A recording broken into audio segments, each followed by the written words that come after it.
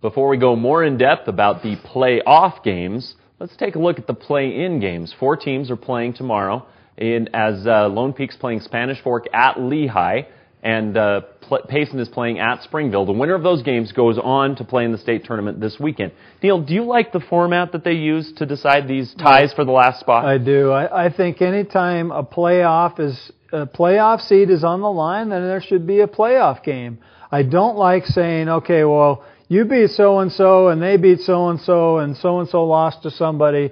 I don't think that's any way to decide a playoff spot. Well, I don't know if I necessarily agree with that. I really don't like it. These teams have played already once this year. If you were going to earn your position to go to the playoffs, you win that game. You beat the team that you're now facing. Why should Lone Peak have to beat Spanish Fork again? Why should Payson have to play Springville twice in 5 days? Well, they just beat the Red Devils. I'll tell you why, because now it's on a neutral field, which is only fair. No, it's at Springville. It's not on a neutral field in 4A. Well, I'm talking about the Spanish Fork Lone Peak game. That's on a neutral field. That's on a neutral field. And I don't think that when you're playing off for a spot, it should be on a neutral field. That's the first thing I'd have to say. The other thing I'd have to say is the schedule in region is unbalanced. You never know you could play the top 2 teams for a week. You could have a bye there. I mean, there's all kinds of stuff that go on in a region. If both teams were playing each other twice during the regular season and they beat them twice, I would agree with you, but they don't. You may be playing at Payson, or maybe you're at home against Orem. That's not fair. How 5 teams are set up, you don't know who's going to play where. The only fair way to do it is to let them play it off. Every team has the same opportunity here on a neutral field and see what happens. I just think it hurts the teams. I think they've earned it by beating the team during the regular season. That's what the regular season's for. And now you have a very difficult time playing a game on Friday, another game on Tuesday, and then another game on the weekend. Are you going to flip a coin? How far are you willing to take that? No, it's head-to-head. Okay. It's head-to-head, and the winner of the head-to-head game goes to the playoffs. Now, if there's a 3-way, that's a different situation, and we're not dealing with that in this particular case. I don't like that format either, because they play one half and then the other team gets a half off and plays the winner of the first half. I don't like that format either, but I don't have a better solution. But when you're playing for the play-in game, it should be just head-to-head record. Whoever won the game deserves to go. Yeah, but that game, Payson beat Springville. They did. And it was at Springville, so you're saying that Payson should go no matter what. That's my opinion. Okay. Yeah. Well, Provo was eliminated from playoff contention on Friday when they lost to Timpview 63-0, Jared. I don't know about you. Neither one of us were at this game, but that's an awful lot of points. We've heard a lot of people comment on this game. Does that bother you to have Timpview put up 63 points on Provo? On the surface it doesn't, but when I hear about the way that they did it, it does a little bit. Keeping any sport, in my opinion, when you're beating an inferior team, there's a time where you have to call off the dogs. You put in the second string, you put in the third string, you run the ball into the line. They were up 42-0 at halftime. And they were having they were having linemen run the ball in for touchdowns. They were doing some things really to show up the Bulldogs, and that bothers me. I don't have a problem with that.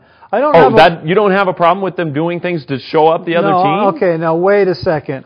Did I say that? That's what you just said. I said I don't have a problem with the linemen taking a carry. Well, they did it every time they had an opportunity to do it. No, we're talking about different things. To reward your linemen all year, to let these guys have a carry at the goal line, I think is good fun. I don't think it disrespects the other team. I really don't. The 63 points in my mind is a different scenario if you're trying to pile them on.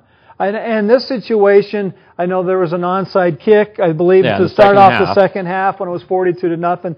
Those things, to me, are different than giving your linemen a carry at the goal line, Jared. Okay, I can see where you're saying there. I can understand rewarding the linemen for what they've done. I'll give you a little bit on that. I still don't necessarily like it when you're going up against a team that's struggled throughout the season. But overall, I think that they kept... fault. Well, no, it's not Timpview's fault, but they'd had the game won. They had the victory in hand. They didn't need to keep most of their starters in through the fourth quarter. You should have had your JV team in there when you're up 56-0. I agree with that. I think it's not smart football especially going into the playoffs. If you've got your starters in the fourth quarter, I know you want, and this is the other thing that a lot of people don't realize is when you're Timpview and you're blowing out everybody 42-0 at the half, Jared, your guys have to play at least 3 quarters to get ready for the playoffs. That's another thing that a lot of people don't take into consideration is, well, gee, you had your starters in. Well, our starters have to be in shape to get ready for the playoffs. They have to. And how many of these games were they killing the other opponent? Yeah, they killed everybody. And I don't mind Timpey winning big. I really don't. And I understand what you're saying, that you have to play. But that's what practice is for. That's why you train. That's why you condition. Playing an extra 12 minutes in a game that you're winning 42-0, I don't think that helps very much. I'm only going to give you the fourth quarter. I don't think there's any problem with putting your starters in 42-0 in the third quarter. In the fourth quarter, to me, that's where you divide the line and say, okay, this is over.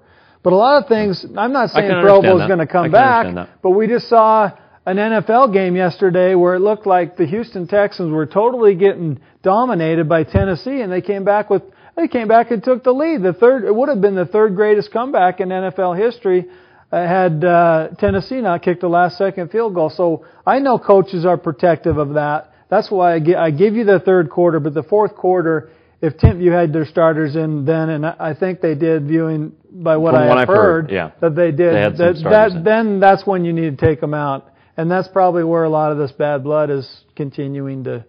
I think you're right. Before we turn our attention for just a minute to girls soccer and to volleyball, Neil, I'm going to ask you the big question on all of the teams' minds this weekend. What is the key to winning in the playoffs? Well, I always think in the state tournament, you have to win the close games. We've seen Pleasant Grove has been pretty good at doing this all year.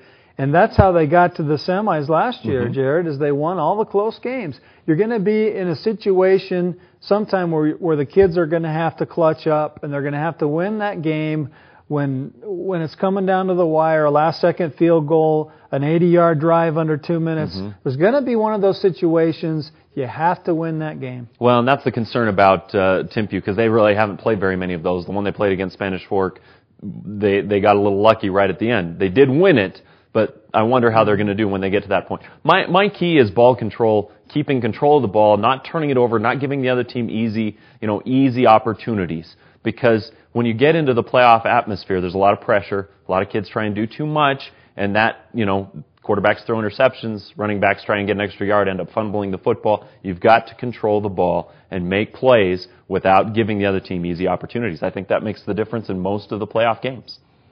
Well, we'll make our predictions here at the end of the show in just a minute. But, Jared, before we get to those, you had a chance to watch Orem win the State 4A girls soccer tournament. Tell me what you think the difference was in Orem not only getting to the finals, but actually finishing it and winning the state title. Well, first of all, congratulations to the Tigers. They really played well in the state tournament. I was very impressed with their performance. I thought the biggest difference came about 3/4 of the way through their semifinal game against Mountain View. They'd had some opportunities in that contest, but hadn't really been able to find any way to get the ball from the field into the net. And that's the biggest thing about soccer. And it's very difficult to do, but all of the coaches always talk about finishing. And that's what Orem did the rest of the way. Those last few minutes, they put in 2 goals to beat Mountain View, and then they put in 4 against Highland. I think their scoring ability made the difference for this Tiger team. Well, let me just add, because this probably goes along with what you said, but I think it's just putting a complete game together. Orem, it seems like they've put 20 minutes here, 20 minutes there, 1 half here, a second half over here. I just think that they finally clicked at the right time. Who would have thought that the Mountain View game was really for the state championship? That was a heck of a game. Could have gone either way. And then once they got to the finals, they had a pretty easy time of it. Well, and they played great against Mountain View in those last few minutes. And I can't tell you how happy Ed Lauder was to see his team actually do what you said, play the entire time. Congrats to Ed Lauder. What a good coach, and what a great job he's done with that program. Yeah, great for that team. Congratulations also go out to Lone Peak. They didn't get the win, but they made it to the 5A finals for the third straight year. And they upset Brighton, which was a huge win, and no one thought they could beat Alta, and they didn't. But getting there sometimes, that's a heck of a job. They had a great season as well.